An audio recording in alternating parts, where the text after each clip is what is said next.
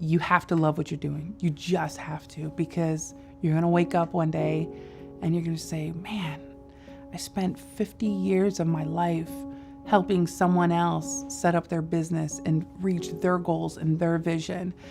And it's okay if your vision changes over time. It's okay if you decide one day, I don't want to be an entrepreneur. I want to be a scientist. Whatever the case may be, as long as you do it. My name is Jaclyn Tacoronte, and I'm the owner and founder of JMT Media. I grew up in San Antonio, Texas, and we had a very beautiful small home that my mom took care of, and she made sure that there was breakfast, lunch, and dinner on the table, but I didn't realize how poor we were until I got into my 20s, and then I realized, wow, my mom really stretched as much as she could. We were on welfare, we were on public assistance, and my mother never made us feel any different. The community never made us feel any different. When I started saving up to move to New York almost 10 years ago, I literally just wanted to be with the best of the best marketing and PR people. I had every imaginable, questionable job, selling classified ads, working with restaurant owners to help do their promotions for them, a waitress and a cashier at a local barbecue joint. I would have to clean up the men's urinal. And I remember being in the bathroom and getting choked up and teary-eyed because I'm thinking, I have my master's. What am I doing cleaning toilets? And it just replayed over and over in my mind when my mother used to tell me, with a little time and resources, you can accomplish anything. So I literally would just swallow the biggest gulp of tears that I had and would just finish cleaning the bathrooms and would go on my day. Whatever I could do to get to New York City, I was gonna do it, and I did it. After paying first, last, and security deposits, I only had $313 left in my bank account. And that was enough for me to figure out what I was going to accomplish, what I was going to do, and to get it done.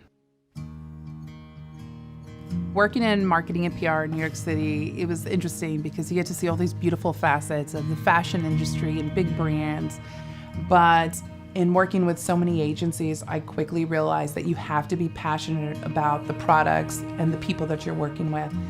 I worked for a few years at a major cultural institution. I ended up becoming the director of marketing and PR, this really fancy, snazzy title, but I was literally working 80 hours a week. And it got to the point where I thought to myself, I'm not doing this to help my community. I was 3 months pregnant with my son. I just knew that I couldn't be a good mother and a good marketing person or employee and working 80 hours a week. There wasn't an opportunity for me to grow. So at that point, I decided I needed to step back, and I did. I typed up a letter of resignation. I went into the office the next day, knocked on the door, and I said, I'm so sorry, but I have to do this for myself.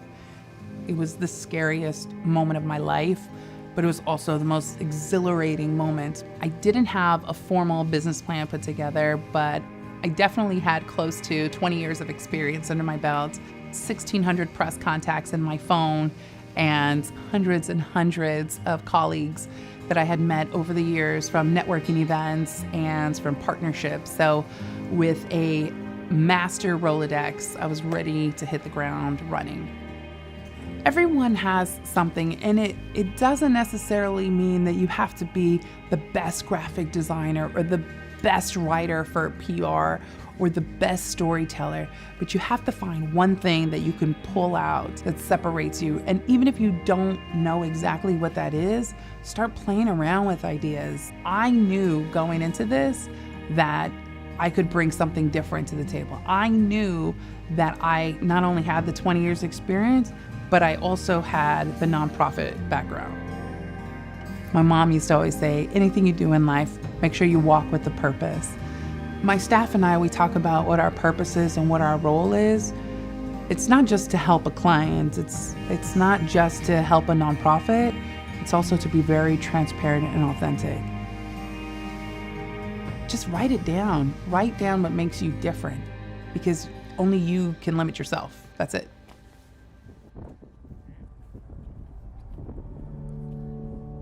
My company applied for what we call a Minority Women Business Enterprise Certificate from New York City, New York State.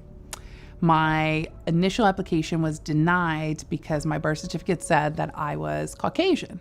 So I ended up having to get a DNA test, found out that I was Native American, not even Mexican, that I was raised my entire life.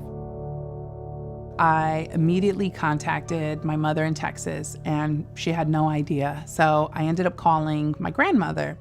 It was a month right before she passed away. And so I had to have a conversation with her, a very candid and real one of, Abuelita, like, did you know that we were Native American? And she paused on the phone and she said, well, yeah, but I didn't want to tell you. And so I asked her, why? She said, well, mija, when I was 11 years old, I was raped. So I left the reservation and I hitchhiked with my sister all the way down to Texas so we could work on the fields because we looked Hispanic. Nobody would question us. After finding out, now I realize why it was such a family secret of almost 50 years. So the following month, I booked a flight to Texas. I loaded up my mom, my sister, Julie, and my son, Roman, and we took a road trip to Ponca City, Oklahoma. I wanted to meet my extended family, to learn more about our heritage, and it was really difficult. You know, when you think about having a business and having resources and opportunities, and then you go home and you find out that people barely have lights on and barely any running water, it really puts things into perspective and makes you feel that you're doing the right thing and you're on track, helping people. I started questioning the minority status for what that means in New York City. Native Americans are considered minorities in New York State. It's not the same case for New York City. So we're in the process of filing legislation paperwork. That in itself has opened up a lot of new doors and challenges because as an entrepreneur, you want to grow. And I didn't realize that this was going to be a whole new chapter of growth for me. But it's not just for me, it's for Asian Americans, Native Americans, Portuguese, Italian Americans. It's for my community, my extended community. Even if I don't know the little girl 20 years from now, at least I know that she will be identified correctly. If I had never started my business and gone through the process, I would have never found out what my true heritage was. When you go through your childhood, you see your single mom, you're all getting on the bus together, everybody's carrying the grocery bags. And then as you're an adult now, and now that I'm a mother, and I see other women that are going through the same thing, it's like you just want to encourage other women. And to me, that's success, being able to help other people. So our purpose is really just to follow our due north and to stay focused and walk with a purpose.